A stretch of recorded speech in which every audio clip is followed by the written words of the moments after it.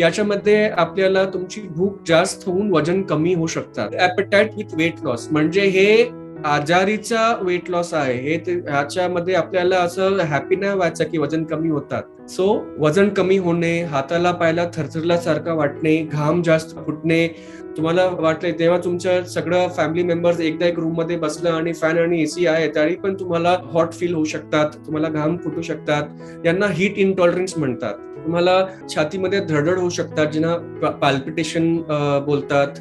Joint pain असू शकतात. घाम फुटणे, वजन कमी होणे, भूक जास्त लागणे, जेव्हा तुम्ही थोडा पण खातात त्याच्यानंतर तुम्हाला इमिडिएट मोशन पण येऊ शकतात.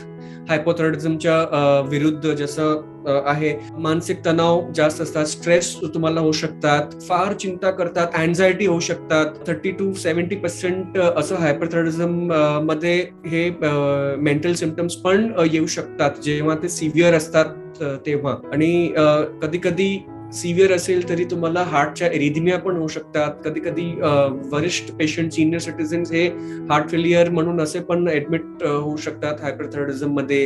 याच्यासाठी जेव्हा असं झालं तेव्हा आपल्याला T3, T4, TSH हे सिम्पल बेसिक ब्लड टेस्ट असतात ते करायचं.